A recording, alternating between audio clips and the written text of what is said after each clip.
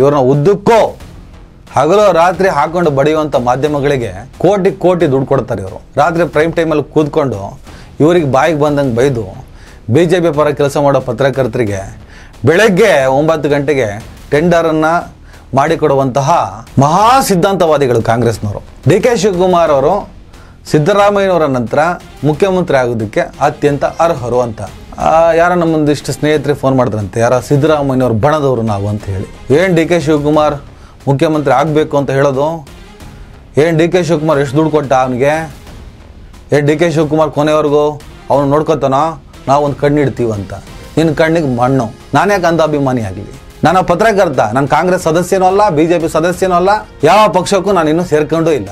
ಸಿದ್ದರಾಮಯ್ಯವ್ರನ್ನ ಪ್ರಶ್ನೆ ಮಾಡಿಬಿಟ್ರೆ DK ದುಡ್ಡು ಕೊಟ್ಟು, DKನ ಪ್ರಶ್ನೆ ಮಾಡಿಬಿಟ್ರೆ ಸಿದ್ದರಾಮಯ್ಯ ದುಡ್ಡು ಕೊಟ್ಟು. ನಮ್ಮನ್ನು ಪ್ರಶ್ನೆ ಮಾಡೋಕ್ಕೆ ಬರಬೇಡಿ, ಯಾರ ಮಾತು ನಾವು ಕೇಳಲ್ಲ. ಬಟ್ಟಂಗಿಗಳಲ್ಲ, ಅಂಧಾಭಿಮಾನಿಗಳಲ್ಲ, ಅಂಧ ಭಕ್ತರು ನಾವು ಅಲ್ವೇ ಅಲ್ಲ. ಈಗ ಮತ್ತೆ CM ಗಾದಿಯ ಜಟಾಪಟಿ ಶುರು ಆಗಿರೋ ಥರ ಕಾಣಿಸ್ತಾ ಇದೆ. ಹಲೋ ನಮಸ್ಕಾರ. ಈ ರಾಜ್ಯದಲ್ಲಿ ಅನೇಕ ಸಮಸ್ಯೆಗಳು, ಸ್ವಲ್ಪ ಗ್ರೌಂಡಿಗೆ ಹೋಗ್ಬಿಟ್ಟು ಒಂದಿಷ್ಟು ಸಮಸ್ಯೆಗಳ ವಿರುದ್ಧ ಧ್ವನಿ ಎತ್ತುವ, ಬೆಳಕು ಚೆಲ್ಲುವ ಪ್ರಯತ್ನವನ್ನು ನಾನು ಮಾಡ್ತಾನೆ ಇದ್ದೀನಿ. ಈ ನಡುವೆ ನಮಗೆ ಈ ಅಂಧಾಭಿಮಾನಿಗಳ ಕಾಟ ಜಾಸ್ತಿ ಆಗಿಬಿಟ್ಟಿದೆ. ನಾವು ಈ ಅಂಧ ಭಕ್ತರು ಅಂತ ಹೇಳ್ಬಿಟ್ಟು ನರೇಂದ್ರ ಮೋದಿ ಅವರು ಏನು ಮಾಡಿದ್ರು ಅವ್ರು ಬಂದ ಮೇಲೆ ಈ ದೇಶ ಉದ್ಧಾರ ಆಗಿದ್ದು ಅಂತೇನೋ ಒಂದು ಭ್ರಮಾತ್ಮಕವಾದಂಥ ಲೋಕದಲ್ಲಿರುವಂತಹ ಅಂಧ ಭಕ್ತ ಪಡೆ ಅವ್ರಿಗೆ ನಾವು ತಿಳಿ ಹೇಳುವ ಪ್ರಯತ್ನವನ್ನು ಮಾಡಿದ್ರೂ ಕೂಡ ನಮ್ಮ ವಿರುದ್ಧವೇ ಅಬ್ಬರಿಸುವ, ಹೂತ್ಕರಿಸುವಂಥ ಕೆಲಸವನ್ನೆಲ್ಲ ಮಾಡ್ತಾನೆ ಇದ್ದಾರೆ. ಅವ್ರದ್ದೊಂದು ಬಗೆ. ಈ ಕರ್ನಾಟಕದ ಕಾಂಗ್ರೆಸ್ ಒಳಗಡೆ ಒಂದಿಷ್ಟು ಅಂಧಾಭಿಮಾನಿಗಳಿದ್ದಾರೆ. ಸಿದ್ದರಾಮಯ್ಯನವರ ಮೇಲೆ ಬಹಳ ದೊಡ್ಡ ಭಕ್ತಿಯನ್ನು ಇಟ್ಕೊಂಡು ಬಂದಿದ್ದು ನಾನು. ಹಾಗಂತ ಅವರ ವಿಚಾರದಲ್ಲಿ ಕೆಲವು ನ್ಯೂನ್ಯತೆಗಳಿದ್ದಾಗ ಅದನ್ನು ಮಾತಾಡಲೇಬೇಕಾಗ್ತದೆ. ಈ ಮೀಸಲಾತಿ ವಿಚಾರ ಇರ್ಬೋದು, ಕೋಮುವಾದದ ನಿಗ್ರಹದ ವಿಚಾರದಲ್ಲಿ ಅವರ ಹಿಂಜರಿಕೆಯ ಅನೇಕ ಸಂಗತಿಗಳಿರ್ಬೋದು. ನಮಗೆ ಒಂದಿಷ್ಟು ಆಕ್ಷೇಪಗಳಿದ್ದೇ ಇದೆ. ಒಂದು 3 ತಿಂಗಳ ಹಿಂದೆ ಈ CM ಗಾದಿಯ ಕಿತ್ತಾಟ ಸಿಕ್ಕಾಪಟ್ಟೆ ಜೋರಾಗಿತ್ತು ಸಿದ್ದರಾಮಯ್ಯ ಮತ್ತು DK ಶಿವಕುಮಾರ್ ನಡುವೆ. ಯಾವುದೇ ಕಾರಣಕ್ಕೂ ಸಿದ್ದರಾಮಯ್ಯನವರು ಮುಖ್ಯಮಂತ್ರಿ ಸ್ಥಾನದಿಂದ ಇಳಿಯಲ್ಲ ಅಂತ ಅವರ ಅಭಿಮಾನಿಗಳು ಮತ್ತು ಕರ್ನಾಟಕ ರಾಜ್ಯದ ಒಂದಿಷ್ಟು ಜನರ ಅಭಿಪ್ರಾಯ ಆಗಿತ್ತು. DK ಶಿವಕುಮಾರ್ ಪಕ್ಷವನ್ನು ಸಂಘಟಿಸಿದ್ದಾರೆ, KPCC ಅಧ್ಯಕ್ಷರಾಗಿ ಪಕ್ಷವನ್ನು ಸಮರ್ಥವಾಗಿ ಕಟ್ಟಿದ್ದಾರೆ, ದುಡ್ಡು ಖರ್ಚು ಮಾಡಿದ್ದಾರೆ, ಅನೇಕ ಪಾದಯಾತ್ರೆಗಳ ಮೂಲಕ ಪಕ್ಷವನ್ನು ಸಂಘಟಿಸುವಲ್ಲಿ ಮತ್ತು 137 ಸ್ಥಾನಗಳನ್ನು ಕಾಂಗ್ರೆಸ್ ಪಡೆದುಕೊಳ್ಳುವುದರಲ್ಲಿ ಅವರ ಸಾಮರ್ಥ್ಯ ಮತ್ತು ಶಕ್ತಿ ವೆರಿ ವೆರಿ ಇಂಪಾರ್ಟೆಂಟ್. ನಾವು ಅದನ್ನು ಪರಿಗಣಿಸಲೇಬೇಕು. ಕೆಪಾಸಿಟಿ ಅಂತ ತಗೊಂಡಾಗ ಸಾಮಾಜಿಕ ನ್ಯಾಯವನ್ನು ಬದಿಗಿಟ್ಟು ಮಾತಾಡ್ತೀನಿ ಇವತ್ತು. ಸಾಮಾಜಿಕ ನ್ಯಾಯದ ವಿಚಾರದಲ್ಲಿ DK ಶಿವಕುಮಾರ್ ಅವ್ರ ಬಗ್ಗೆ ನಾನೇನು ಚರ್ಚೆ ಮಾಡೋಕ್ಕೆ ಹೋಗಲ್ಲ ಜಾಸ್ತಿಯಾಗಿ. ಈ ತಣಿಸಂದ್ರ ಡೆಮಾಲಿಷನ್ನು, ಕೋಗಿಲು ಡೆಮಾಲಿಷನ್ನು, ಇನ್ನಿತರೆ ಕಾನ್ಸೆಪ್ಟ್ಗಳಲ್ಲಿ ನನಗೆ ಅನೇಕ ರೀತಿಯ ಆಕ್ಷೇಪ ಇದೆ ಮತ್ತು ಅವರ ಬಾಡಿ ಲ್ಯಾಂಗ್ವೇಜ್ಗಳ ಬಗ್ಗೆ ಕೂಡ ಒಂದಿಷ್ಟು ಪ್ರಶ್ನೆಗಳಿದ್ದಾವೆ. ಹಾಗಾಗಿ ಸಾಮಾಜಿಕ ನ್ಯಾಯದಿಂದ ಆಚೆ ನಿಂತು ಮಾತಾಡೋದಾದರೆ ಆ್ಯಸ್ ಎ ಸಮರ್ಥವಾದಂಥ ಅಧ್ಯಕ್ಷನಾಗಿ ಕಾಂಗ್ರೆಸ್ ಪಕ್ಷದ ರೂಲ್ಸು ರೆಗ್ಯುಲೇಷನ್ಸ್, ಆ ನೀತಿ ನಿಯಮಗಳೇನಿದೆ ಅದರ ಆಧಾರದಲ್ಲಿ DK ಶಿವಕುಮಾರ್ ಮುಖ್ಯಮಂತ್ರಿ ಆಗಲೇಬೇಕು. ಸಿದ್ದರಾಮಯ್ಯನವರ ಪ್ರೀತಿಯಿಂದ ಮುಖ್ಯಮಂತ್ರಿ ಗಾದಿಯನ್ನು ಬಿಟ್ಟು ಹೋಗ್ತಾರೋ ಇಲ್ಲ ಬಲವಂತವಾಗಿ ನೀವು ಇಳಿಸ್ತಿರೋ ಅದನ್ನು ನಿಮಗೆ ಸಂಬಂಧಪಟ್ಟ ವಿಚಾರ, ನೀವು ಏನು ಬೇಕಾದರೂ ಮಾಡಿ. ಏನು ಮಾಡಿದ್ರೆ ಏನಾಗುತ್ತೆ ಅನ್ನೋದ್ರ ಬಗ್ಗೆ ಕ್ಲಾರಿಟಿ ನಿಮಗಂತೂ ಅತ್ಯಂತ ಸ್ಪಷ್ಟವಾಗಿದೆ, ಅದರಲ್ಲಿ ಅನುಮಾನನೇ ಇಲ್ಲ. ಈಗ ಸಿದ್ದರಾಮಯ್ಯನವರ ನಂತರ ಅವ್ರು ಈಗ ಹೋಗ್ತಾರೋ, ಮುಂದೆ ಹೋಗ್ತಾರೋ, ಯಾವತ್ತು ಹೋಗ್ತಾರೋ, ಅವ್ರ ನಂತರ ಮುಖ್ಯಮಂತ್ರಿ ಯಾರಾದರೂ ಆಗಬೇಕಂದ್ರೆ ಅದು DK ಶಿವಕುಮಾರ್. ಒಂದು ಪಕ್ಷ ನಿಷ್ಠೆ ಮತ್ತು ನ್ಯಾಯದ ವಿಚಾರಕ್ಕೆ ಬಂದರೆ, ಈಗ ಮೊನ್ನೆ ಒಂದು ಚರ್ಚೆ ಬರ್ತಾ ಇತ್ತು. ಕಾಂಗ್ರೆಸ್ ಪಕ್ಷದಲ್ಲಿ ಮೂಲ ಕಾಂಗ್ರೆಸ್ಸಿಗರಿಗಿಂತ ಹೆಚ್ಚಾಗಿ ಬೇರೆ ಕಡೆಯಿಂದ ಬಂದವರಿಗೆ ಹೆಚ್ಚಿನ ಸ್ಥಾನಮಾನಗಳು ಸಿಗ್ತಾ ಇದೆ, ಗೌರವ ಬಹುಪರಾಗಗಳು ಸಿಗ್ತಾ ಇದ್ದಾವೆ.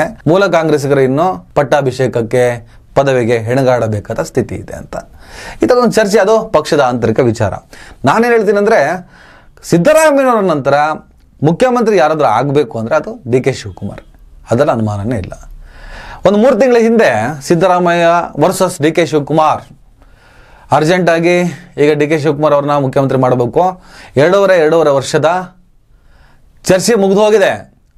ಒಂದು 4 ಗೋಡೆಯ ನಡುವೆ ರಾಹುಲ್ ಗಾಂಧಿ, ಖರ್ಗೆ, ಸೋನಿಯಾ ಮೇಡಮ್, ಹೀಗೆ ಕಾಂಗ್ರೆಸ್ಸಿನ ವರಿಷ್ಠರ ಮುಂದೆ 2.5 ವರ್ಷ CM ಸಿದ್ದರಾಮಯ್ಯ, 2.5 ವರ್ಷ CM DK ಶಿವಕುಮಾರ್ ಮಾತುಕತೆ ಆಗೋಗಿದೆ.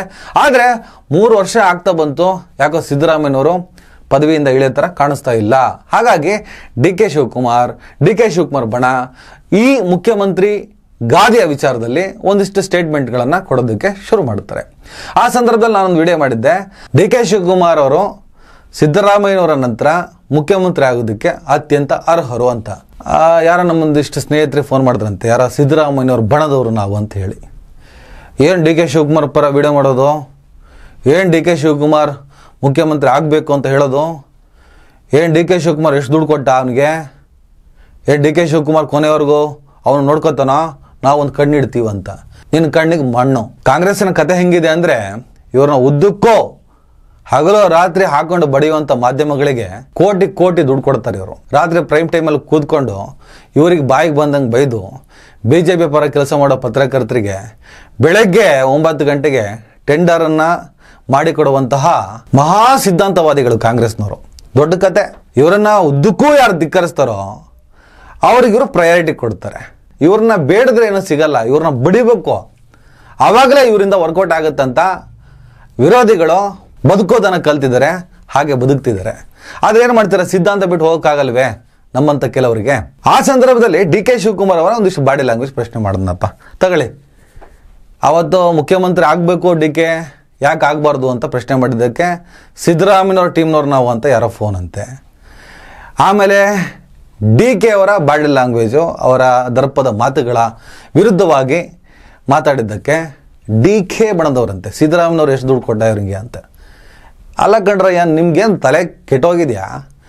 ನೀವು ಯಾರದ್ದೇ ವ್ಯಕ್ತಿಯ ಬಟ್ಟಂಗಿಗಳಾಗ್ರಪ್ಪ, ಅವರ ಪಾದದ ಧೂಳನ್ನು ನೆಕ್ಕಿ, ಕಾಲನ್ನು ನೆಕ್ಕಿ, ಅವರಿಗೆ ಬಾಡಿ ಮಸಾಜ್ ಮಾಡಿ, ಅವ್ರ ಹೇಲ್ ತಿನ್ನಿ. ನೀವು ಯಾರ್ಯಾರ ನಾಯಕರ ಅಭಿಮಾನಿಗಳಂತೀರೋ ನೀವು ಅವ್ರು ಹೇಲ್ ತಿನ್ರಪ್ಪ. ಅವ್ರ ಕೈಕಾಲು ಹೊತ್ತು ಮಸಾಜ್ ಮಾಡಿ, ಅವ್ರ ಕಾಲನ್ನು ತಲೆ ಮೇಲೆ ಹೊತ್ತು ಮೆರೀರಿ. ನಿಮ್ಮ ಅಂಧಾಭಿಮಾನಕ್ಕೆ ನಾನೇನು ಆಕ್ಷೇಪ ಮಾಡಲ್ಲ. ನಾನ್ಯಾಕೆ ಅಂಧಾಭಿಮಾನಿ ಆಗಲಿ? ನಾನು ಪತ್ರಕರ್ತ, ನಾನು ಕಾಂಗ್ರೆಸ್ ಸದಸ್ಯನೂ ಅಲ್ಲ, BJP ಸದಸ್ಯನೂ ಅಲ್ಲ, ಯಾವ ಪಕ್ಷಕ್ಕೂ ನಾನು ಇನ್ನೂ ಸೇರ್ಕೊಂಡೂ ಇಲ್ಲ. ಸೈದ್ಧಾಂತಿಕವಾಗಿ BJPನ ವಿರೋಧ ಮಾಡ್ತೀವಿ, ಅವರು ಕೋಮುವಾದಿಗಳು ಅಂತ. ಆ ಕಾರಣಕ್ಕೆ ನಾವು Congress sympathiser ಆಗ್ತೇವೆ, because of ideology. ವ್ಯಕ್ತಿಗಳನ್ನು ಪೂಜೆ ಮಾಡುವಂತಹ ಆ ಲಿಸ್ಟ್ ಇದೆಯಲ್ಲ, ಆ ಲಿಸ್ಟಲ್ಲಿ ನನ್ನ ಹೆಸರು ಬರಲ್ಲ. ನಾನು ಟೀಕಿಸಲೇಬೇಕು ಅಂತಿದ್ರೆ ಪತ್ರಕರ್ತನಾಗಿ ಎಲ್ಲರನ್ನೂ ಟೀಕಿಸ್ತೀನಿ. ಸಾವಿರಾರು ವಿಡಿಯೋ ಮೋದಿ ಅವ್ರನ್ನ ಟೀಕಿಸ್ತಾ ಬಂದೆ. ಆದರೆ ನಿಮ್ಮ ಥರ ಕಚಡಾ ರೀತಿಯ ಸ್ಟೇಟ್ಮೆಂಟ್ಗಳನ್ನು ಅವ್ರು ಕೊಡಲೇ ಇಲ್ಲ. ಆ ಪ್ರಬುದ್ಧತೆ ಅವರಲ್ಲಿದೆ. ಪ್ರಜಾಪ್ರಭುತ್ವ ವ್ಯವಸ್ಥೆಯಲ್ಲಿ ಸಂವಿಧಾನಾತ್ಮಕವಾಗಿ ಯಾವುದೇ ವ್ಯಕ್ತಿಯನ್ನು ಟೀಕಿಸುವ, ಪ್ರಶ್ನಿಸುವಂಥ ಅರ್ಹತೆ ಎಲ್ಲರಿಗಿದೆ. ಅದರಲ್ಲೂ ಪತ್ರಕರ್ತನಾಗಿ ಆ ಕೆಲಸವನ್ನು ಮಾಡ್ತೀನಿ ನಾನು. ಸಿದ್ದರಾಮಯ್ಯವ್ರನ್ನ ಪ್ರಶ್ನೆ ಮಾಡಿಬಿಟ್ರೆ ಅವ್ರ ಅಭಿಮಾನಿಗಳು ಡಿ ಕೆ ದುಡ್ಡು ಕೊಟ್ಟ, ಡಿ ಕೆನ ಪ್ರಶ್ನೆ ಮಾಡಿಬಿಟ್ರೆ ಅವ್ರ ಅಭಿಮಾನಿಗಳು ಸಿದ್ದರಾಮಯ್ಯ ದುಡ್ಡು ಕೊಟ್ಟ. ನೀವು ಮುಖಕ್ಕೆ ಚರಂಡಿ ನೀರು ಉದ್ಧಾರ ಆಗಿ ನಮ್ಮನ್ನು ಪ್ರಶ್ನೆ ಮಾಡೋಕ್ಕೆ ಬರಬೇಡಿ. ಯಾರ ಮಾತು ನಾವು ಕೇಳಲ್ಲ. ನಾವೇನು ಮಾಡ್ತಾಯಿದ್ದೀವಿ ಅನ್ನೋದ್ರ ಬಗ್ಗೆ ಕ್ಲಾರಿಟಿ ಇದೆ. ನಮ್ಮ ಬ್ಯಾಕ್ ಬೋನ್ ಯಾರು ಅನ್ನೋದ್ರ ಬಗ್ಗೆನೂ ಕ್ಲಾರಿಟಿ ಇದೆ. ಬಟ್ಟಂಗಿಗಳಲ್ಲ, ಅಂಧಾಭಿಮಾನಿಗಳಲ್ಲ, ಅಂಧ ಭಕ್ತರು ನಾವು ಅಲ್ವೇ ಅಲ್ಲ. ಈಗ ಮತ್ತೆ CM ಗಾದಿಯ ಜಟಾಪಟಿ ಶುರು ಆಗಿರೋ ಥರ ಕಾಣಿಸ್ತಾ ಇದೆ. ಡಿ ಕೆ ಶಿವಕುಮಾರು ಮತ್ತು ಅವರ ಟೀಮ್ ಎಲ್ಲ ಮತ್ತೆ ಡೆಲ್ಲಿ ಕಡೆ ಹೊರಟಿದ್ದಾರಂತೆ. ಮಲ್ಲಿಕಾರ್ಜುನ್ ಖರ್ಗೆ ಅವ್ರನ್ನ ಮೀಟ್ ಆಗಿದ್ದಾರೆ. ಆಗಲ್ಲಪ್ಪ ಈಗೆಲ್ಲ CM ಮಾಡೋದಕ್ಕೆ ರಾಹುಲ್ ಗಾಂಧಿ ಅವ್ರನ್ನ ಭೇಟಿಯಾಗಿ ಮಾತಾಡಪ್ಪ ಅಂತ AICC ಅಧ್ಯಕ್ಷರು ಖರ್ಗೆ ಅವ್ರು ಹೇಳಿದಾರಂತೆ. ಈ ಥರ ಸುದ್ದಿಗಳೆಲ್ಲ ಬರ್ತಾ ಇದ್ದಾವೆ. ಈಗ 2.5 ವರ್ಷದ ಮಾತು ಸತ್ಯನ ಸುಳ್ಳ, ಅದ್ರ ಬಗ್ಗೆ ಭಾಳ ಸ್ಪಷ್ಟವಾಗಿ ಕ್ಲಾರಿಟಿ ಸಿಗ್ತಾ ಇಲ್ಲ. ಈಗ ಇನ್ನೇನು 3 ವರ್ಷ ಆಗುತ್ತೆ ಸರ್ಕಾರ ಬಂದು. ಎಲ್ಲರೂ ಚರ್ಚೆ ಮಾಡ್ತಾಯಿದ್ರು. 4 ವರ್ಷ ಆದಮೇಲೆ ಮುಖ್ಯಮಂತ್ರಿ ಸಿದ್ದರಾಮಯ್ಯವರು ಬಿಟ್ಕೊಡ್ತಾರೆ. ಅದಕ್ಕಿಂತ ಮುಂಚೆ ಒಂದು ಮಾತು ಬರ್ತಾಯಿತ್ತು, ದೇವರಾಜ್ ಅರಸು ಅವರ ಅವಧಿ ಏನಿದೆ ಅದನ್ನು ಬೀಟ್ ಮಾಡ್ತಿದ್ದಂಗೆ ಇಳಿದು ಬಿಡ್ತಾರೆ, ಅದೊಂದು ಆಸೆ ಇದೆ ಅವರಿಗೆ ಅಂತ. ಸಾಮಾಜಿಕ ನ್ಯಾಯದ ತಕ್ಕಡಿಯಲ್ಲಿ ಸಿದ್ದರಾಮಯ್ಯನವರು ದೇವರಾಜ್ ಅರಸವ್ರನ್ನ ಇಟ್ಟರೆ ಸ್ವಲ್ಪ ದೇವರಾಜ್ ಅರಸವರ ತೂಕನೇ ಜಾಸ್ತಿ ಆಗ್ತದೆ. ಸಿದ್ದರಾಮಯ್ಯನವ್ರ ಕಾನ್ಸೆಪ್ಟೇ ಬೇರೆ, ಅರಸು ಕಾನ್ಸೆಪ್ಟೇ ಬೇರೆ. ಅರಸವರ ಸಾಮಾಜಿಕ ನ್ಯಾಯ ಅದು ಉತ್ತುಂಗದಲ್ಲಿದೆ. ಸಿದ್ದರಾಮಯ್ಯನವರಿಗೆ ಬಹುಶಃ ಅವರ ಮಾನಸಿಕತೆಯಂತೆ ಆಡಳಿತ ನಡೆಸೋದಕ್ಕೆ ಆಗಿಲ್ವೋ ಅಥವಾ ಏನೋ ನನಗಂತೂ ಗೊತ್ತಿಲ್ಲ. ಆ ವಿಚಾರ ಬೇರೆ. ಸದ್ಯಕ್ಕೆ 3 ವರ್ಷ ಆಗ್ತಾ ಬಂತು, 2 ವರ್ಷ ದಾಟ್ತು, 2.5 ವರ್ಷ ದಾಟ್ತು. ಅರಸು ಅವರ ಆಡಳಿತ ಅವಧಿಯನ್ನು ಬೀಟ್ ಮಾಡುವಾಯಿತು. ಆದರೂ ಕೂಡ ಸಿದ್ದರಾಮಯ್ಯನವರು ಪಟ್ಟದಿಂದ ಇಳಿತಾ ಇಲ್ಲ. ಏನು ಕತೆ ಇದು? ಮೇಲಿಂದ ಮೇಲೆ ನೀವು ಬೌಂಡ್ರಿಗಳನ್ನು ಹಾಕ್ತಾ ನಿಯಮಗಳನ್ನು ಮಾತುಗಳನ್ನು ಚೇಂಜ್ ಮಾಡ್ತಾ ಇದ್ರೆ ಹೇಗೆ? ನಾನು ಮುಖ್ಯಮಂತ್ರಿ ಆಗ್ಬೇಕಪ್ಪ, ಒಳ್ಳೆ ಕತೆ ಆಯಿತು, ಸಂಘಟನೆ ಮಾಡಿದ್ದೀನಿ, ಮೂಲ ಕಾಂಗ್ರೆಸ್ಸಿಗ ಬೇರೆ, ಪಕ್ಷಕ್ಕೋಸ್ಕರ ಸಿಕ್ಕಾಪಟ್ಟೆ ದುಡ್ಡು ಖರ್ಚು ಮಾಡಿದ್ದೀನಿ, ನಾನು ಆಗಬೇಕು ಅಂತ ಹೇಳ್ಬಿಟ್ಟು ಆ ಅರ್ಹತೆ ಆಧಾರದಲ್ಲಿ ಡಿ ಕೆ ಶಿವಕುಮಾರ್ ಮತ್ತೆ ಮುಖ್ಯಮಂತ್ರಿ ಗಾದಿಗೆ ಪಟ್ಟು ಹಿಡಿದಿರುವ ಸ್ಟೋರಿಗಳು ಬರ್ತಾ ಇದ್ದಾವೆ, ನ್ಯೂಸ್ಗಳು ಆಗ್ತಾ ಇದ್ದಾವೆ. ಸಾಮಾಜಿಕ ನ್ಯಾಯವನ್ನು ಬದಿಗಿಟ್ಟು ನಾನು ಡಿ ಕೆ ಶಿವಕುಮಾರ್ ಅವರನ್ನ ಮುಖ್ಯಮಂತ್ರಿ ಆಗಬೇಕು, ಇವರು ತುಂಬ ಬೇರೆ ಬೇರೆ ಕಥೆಗಳು ಬೇರೆ ಎಲ್ಲ ಇದ್ದಾವೆ, ಅದೇನ ಎಲ್ಲವನ್ನು ಬದಿಗಿಟ್ಟೇ ಮಾತಾಡಬೇಕು, ನಾವು ಆಗಬೇಕು, ನೋ ಡೌಟ್. ಸಿದ್ದರಾಮಯ್ಯನವರು 5 ವರ್ಷನೂ ಮುಖ್ಯಮಂತ್ರಿ ಆಗಬೇಕು, ಪಕ್ಷದ ನಿರ್ಧಾರ. ಇಲ್ಲ ಇಮಿಡಿಯೇಟ್ ಅವರು ಇಳಿದು ಹೋಗಬೇಕು, ಪಕ್ಷದ ನಿರ್ಧಾರ. ಇಲ್ಲ 4 ವರ್ಷ ಆದಮೇಲೆ ಅವ್ರನ್ನ ಇಳಿಸ್ತೀವಿ, ಪಕ್ಷದ ನಿರ್ಧಾರ. ಆದರೆ ಸಾರ್ವಜನಿಕವಾಗಿ ಕೆಲವೊಂದು ತೀರ್ಮಾನಗಳು ಯಾವ ರೀತಿಯಲ್ಲಿ ಇಂಪ್ಯಾಕ್ಟ್ ಆಗುತ್ತೆ ಅನ್ನೋದನ್ನು ಗ್ರಹಿಸಿಯೇ ಹೈಕಮಾಂಡ್ ಸ್ವಲ್ಪ ಈ ವಿಚಾರದಲ್ಲಿ ಮೀನಾಮೇಷ ಎಣಿಸ್ತಾ ಇದೆ. ಅದೆಲ್ಲ ಅನುಮಾನನೇ ಇಲ್ಲ. ಯಾಕಂದರೆ ಕಾಂಗ್ರೆಸ್ಸಿನ ಮಟ್ಟಿಗೆ, ಸದ್ಯದ ಕಾಂಗ್ರೆಸ್ಸಿನ ಮಟ್ಟಿಗೆ ಒಬ್ಬ ಕೆಪಾಸಿಟಿ ಇರುವಂತಹ ನಾಯಕ ಅಂದರೆ ಅದು ಸಿದ್ದರಾಮಯ್ಯನವರೇ. ಸಿದ್ದರಾಮಯ್ಯವ್ರನ್ನ ಜನನಾಯಕ ಅಂತ ಕರಿತೀವಿ. ಜನರ ನಡುವೆ, ಜನರ ಒಳಗಡೆ ಬೆರೆತಿರುವಂತಹ ನಾಯಕ. ಮಾತು, ಶೈಲಿ, ತುಡಿತ, ಮಿಡಿತಗಳೆಲ್ಲ ಡಿ ಕೆ ಶಿವಕುಮಾರ್ ಅವ್ರಿಗೆ ಹೋಲಿಕೆ ಮಾಡಿದ್ರೆ ಸಿದ್ದರಾಮಯ್ಯನವರ ರೇಟಿಂಗ್ ಸಿಕ್ಕಾಪಟ್ಟೆ ಜಾಸ್ತಿ ಇದೆ. ಆದರೆ ನ್ಯಾಯಯುತವಾಗಿ ಇವರು ಆಗಬೇಕಾ ಆಗಬಾರ್ದ ಅಂದಾಗ ಆಗಬೇಕಪ್ಪ, ಯಾಕೆ ಆಗಬಾರ್ದು, ಇಷ್ಟೇ ನಮ್ಮ ವಿಮರ್ಶೆ ಇರೋದು. ಸಿದ್ದರಾಮಯ್ಯನವರನ್ನ ಬಲವಂತವಾಗಿ ಇಳಿಸಿದ್ರೆ ಕಾಂಗ್ರೆಸ್ ಅದರ ಪರಿಣಾಮವನ್ನು ಅನುಭವಿಸುತ್ತಾ, ಇಲ್ಲ ಡಿ ಕೆ ಶಿವಕುಮಾರ್ ಅವರಿಗೆ ಇದೇ ರೀತಿ ಸಿಟ್ಟು ಬರೆಸ್ತಾ ಇದ್ದರೆ ಡಿ ಕೆ ಶಿವಕುಮಾರ್ ಅವರು ಇನ್ನೊಬ್ಬ ಏಕನಾಥ್ ಶಿಂದೆ ಹೇಗೆ ಶಿವಸೇನೆಯಿಂದ ಸ್ಪ್ಲಿಟ್ ಆಗಿ ಮಹಾರಾಷ್ಟ್ರದ ಮುಖ್ಯಮಂತ್ರಿ ಆಗುವವರೆಗೂ ಏಕನಾಥ್ ಶಿಂದೆ ಬೆಳೆದ್ರು, ಹಾಗೇನಾದರೂ ಡಿ ಕೆ ಶಿವಕುಮಾರ್ ಆಗಬಹುದಾ? ಅದು ಕೂಡ ಅಷ್ಟು ಸುಲಭ ಇಲ್ಲ. ಕಾಂಗ್ರೆಸ್ ಅನ್ನೋದು ದೊಡ್ಡ ಶಕ್ತಿ. ಅದ್ರ ಆಚೆಗೆ ನಿಂತರೆ ಬಿ ಜೆ ಪಿ ಸೇರ್ಕೊತೀವಿ, ಅವ್ರ ಸಪೋರ್ಟ್ ತಗೋತೀವಿ. ಅಲ್ಲಿ ಆಲ್ರೆಡಿ JDS ಕುಮಾರಣ್ಣ, ನಿಗಿ ಕೆಂಡ ಇವರೆಲ್ಲರನ್ನ ಇಟ್ಕೊಂಡು ಅವರು ಈ ಕಡೆ ಇವರು ಆ ಕಡೆಗೆ ಏನೇನೋ ಆಗಿಬಿಟ್ಟು ಕೊನೆಗೆ ಡಿ ಕೆ ಶಿವಕುಮಾರ್ ಅಂತ ಬಲಿಪಶು ಆಗ್ತಾರೆ. ಡಿ ಕೆ ಶಿವಕುಮಾರ್ ಏಕನಾಥ್ ಶಿಂದೆ ಆಗುವಂಥ ಪ್ರಯತ್ನ ಕೂಡ ಮಾಡಲ್ಲ. ಯಾಕಂದರೆ ಅವರ ಸ್ಟ್ರಾಟಜಿ, ಅವರ ದೂರದೃಷ್ಟಿಕೋನ ಬಹಳ ಅದ್ಭುತವಾಗಿದೆ. ಆ ವಿಚಾರದಲ್ಲಿ ಒಬ್ಬ ಟಿಪಿಕಲ್ ರಾಜಕಾರಣಿ ಡಿ ಕೆ ಶಿವಕುಮಾರ್. ಹಾಗಾಗಿ ಅವರು ಈಸಿಯಾಗಿ ಒಬ್ಬ ಏಕನಾಥ್ ಶಿಂದೆ ಆಗೋದಕ್ಕೆ ಅಥವಾ ಏಕನಾಥ್ ಶಿಂದೆ ಆಗುವ ಪ್ರಯತ್ನ ಮಾಡಿ ಆತ್ಮಹತ್ಯೆ ಮಾಡಿಕೊಳ್ಳುವಂತಹ ಮೂರ್ಖತನಕ್ಕೆ ಅವರಂತೂ ಇಳಿಯಲ್ಲ. ಸಿದ್ದರಾಮಯ್ಯನವ್ರದ್ದು ಒಂದು ಕ್ಯಾಲ್ಕುಲೇಷನ್ ಇರ್ತದೆ, ಆ ಕ್ಯಾಲ್ಕುಲೇಷನ್ ಪ್ರಕಾರನೇ ನಡಿಬೇಕಾಗ್ತದೆ. ಅವರೊಂದಿಷ್ಟು ಡಿಮ್ಯಾಂಡ್ ಇಟ್ಟಿದ್ರು, ಯತೀಂದ್ರ ಸಿದ್ದರಾಮಯ್ಯ ಅವರನ್ನು ಉಪಮುಖ್ಯಮಂತ್ರಿ ಮಾಡಬೇಕು ಅಂತ ಡಿಮ್ಯಾಂಡ್ ಇಟ್ಟರು ಅನ್ನುವಂಥ ಒಂದು ಚರ್ಚೆ ನಡೀತಾ ಇತ್ತು. ಆಗಲೂ ನಾನು ಅನ್ಕೊಂಡೆ, ಅಯ್ಯೋ ದೇವೇಗೌಡರು ಕುಟುಂಬ ರಾಜಕಾರಣ ಮಾಡ್ತಾರೆ ಅಂತ ಹೇಳ್ಬಿಟ್ಟು ಉದ್ದಕ್ಕೂ ಹೇಳ್ಕೊಂಡು ಬರ್ತೀರಿ, ತಾವುಗಳು ಮಾಡ್ತಾ ಇರೋದೇನು? ಶಾಮನೂರು ಶಿವಶಂಕರಪ್ಪನವ್ರು ಮಾಡಿದ್ದೇನು? ಸತೀಶ್ ಜಾರಕಿಹೊಳಿ ಮಾಡ್ತಾ ಇರೋದೇನು? ಜಾರಕಿಹೊಳಿ ಕುಟುಂಬದವ್ರು ಮಾಡ್ತಾ ಇರೋದೇನು? ಇವೆಲ್ಲ ಕುಟುಂಬ ರಾಜಕಾರಣವೇ ಮಾಡ್ಕೊಂಡು ಬರ್ತಿರೋರು. ಸುಮ್ಮನೆ ಜನರನ್ನ ಯಾಮಾರಿಸೋದಕ್ಕೋಸ್ಕರ ಈತ ಸ್ಟೇಟ್ಮೆಂಟ್ ಕೊಡ್ತಿದ್ರಿ. ಪ್ರಜಾಪ್ರಭುತ್ವ ಅಂದರೆ ಏನು ಅನ್ನೋದನ್ನೇ ನಮ್ಮ ಜನ ಅರ್ಥ ಮಾಡ್ಕೊಂಡಿಲ್ಲ. ಯಾವ ರಾಜಪ್ರಭುತ್ವ ಕೊನೆಯಾಗಿ ಈ ದೇಶ ಗಣರಾಜ್ಯ ಆಯಿತೋ, ಗಣರಾಜ್ಯ ಆದ ನಂತರ ಕೂಡ ಪ್ರಜಾಪ್ರಭುತ್ವ ಹೆಸರಿನಲ್ಲಿ ಕುಟುಂಬ ರಾಜಕಾರಣ ಎಂಬ ರಾಜಪ್ರಭುತ್ವ ಇವತ್ತು ನಮ್ಮನ್ನು ಆಳ್ತಾ ಇದೆ. ಜನರಿಗೆ ಅವೇರ್ನೆಸ್ ಮೂಡಿಸುವಂಥ ಪ್ರಯತ್ನವನ್ನಂತೂ ನಾವು ಮಾಡ್ತಾನೇ ಇದ್ದೀವಿ. ಒಬ್ಬರೇ ಕುಟುಂಬದವರು ಈ ದಾವಣಗೆರೆ ಬೈ ಎಲೆಕ್ಷನ್ ಆಗ್ತಾ ಇದೆ. ಶಾಮನೂರು ಶಿವಶಂಕರಪ್ಪನವರು 5-6 ಸಲ ಅಲ್ಲಿ MLA ಆದರು, ತೀರ್ಕೊಂಡ್ರು. ಈಗ ಅವ್ರ ಮೊಮ್ಮಗ ಅಂತೆ, ಚಿಗುರು ಮೀಸೆ, ಅವನಿಗೆ ಟಿಕೆಟ್ ಕೊಡಬೇಕು ಅಂತ ಹೇಳ್ಬಿಟ್ಟು ಅಲ್ಲಿ ಕಾಂಗ್ರೆಸ್ನಲ್ಲಿ ಒತ್ತಡಗಳು, ಪ್ರಯತ್ನಗಳು. 80,000 ಮುಸಲ್ಮಾನರು ಇದ್ದಾರೆ ಅಲ್ಲಿ, ಅವರೇ ಮೇಜರ್ ಓಟು. ಯಾಕೆ ಅಲ್ಪಸಂಖ್ಯಾತಲ್ಲಿ MLA ಆಗಬಾರ್ದ? ಅದೇ ಒಂದು 4-5 ಜನ ಕೊಬ್ಬು ತುಂಬಿಕೊಂಡರಿದ್ದಾರಲ್ಲ, ಅಷ್ಟು ಸಾಕ? ಈ ಅವೇರ್ನೆಸ್ಸು ಆ ಸಮುದಾಯಕ್ಕೂ ಬರಬೇಕಾಗಿದೆ. ಹಾಗಾಗಿ ಈ ಪಕ್ಷ ಸಿದ್ಧಾಂತ ನೋಡಬಾರ್ದು, ಕ್ಯಾಂಡಿಡೇಟ್ ನೋಡಬೇಕು.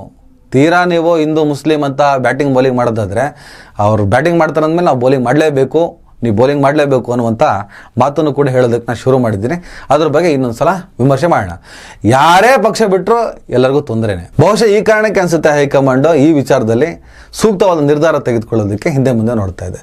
ತೀರಾ ದಾವಣಗೆರೆಗೆ ಯಾರೇ ಟಿಕೆಟ್ ಕೊಡಬೇಕು ಅನ್ನೋದ್ರ ಬಗ್ಗೆನೇ ದೃಢವಾದ ನಿರ್ಧಾರ ತೆಗೆದುಕೊಳ್ಳೋದಕ್ಕೆ ವಿಫಲವಾಗಿರುವಂತಹ ಕಾಂಗ್ರೆಸ್ ಪಕ್ಷ ಇನ್ನು ಈ ಮುಖ್ಯಮಂತ್ರಿ ಗಾದಿಯ ವಿಚಾರದಲ್ಲಿ ದುಡುಕುತ್ತಾ ಅಥವಾ ದೃಢವಾದ ನಿರ್ಧಾರ ತಗೊಳ್ಳುತ್ತಾ? ಅದನ್ನು ನಾವು ನಿರೀಕ್ಷೆ ಮಾಡ್ಬೋದಾ? ಗೊತ್ತಿಲ್ಲ. ಏನಾಗುತ್ತೆ ಆಗಲಿ. ಸದ್ಯಕ್ಕೆ ಡಿ ಕೆ ಶಿವಕುಮಾರ್ CM ಆಗಲ್ಲ ಅನ್ನೋ ಚರ್ಚೆ ನಡೀತಿದೆ. ಆಗಬಾರ್ದು ಅಂತ ಈ ಕೋಗಿಲು ತಣಿಸಂದ್ರೆ ಡೆಮಾಲಿಷನ್ ಜಾಗದಲ್ಲಿ ಮಾತಾಡ್ತಾರೆ, ಜನ ಮಾತಾಡ್ತಾರೆ. ಜನ ಏನೇ ಮಾತಾಡಲಿ, ಹೈಕಮಾಂಡ್ ಲೆಕ್ಕಾಚಾರಗಳೇ ಬೇರೆ ಇರ್ತವೆ. ಕಾದು ನೋಡೋಣ ಏನಾಗ್ತದೆ ಅಂತೇಳಿ. ನಮಸ್ಕಾರ. ದಯವಿಟ್ಟು ಎಲ್ಲರೂ ಈ ಚಾನಲ್ನ ಸಬ್ಸ್ಕ್ರೈಬ್ ಮಾಡಿ.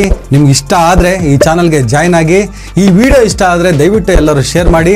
ಸ್ವತಂತ್ರ ಪತ್ರಿಕೋದ್ಯಮವನ್ನು ಬೆಂಬಲಿಸಿ. ನನ್ನ ಯುಕ್ತಿಗೆ ನಿಮ್ಮ ಶಕ್ತಿಯೇ ಶ್ರೀರಕ್ಷೆ.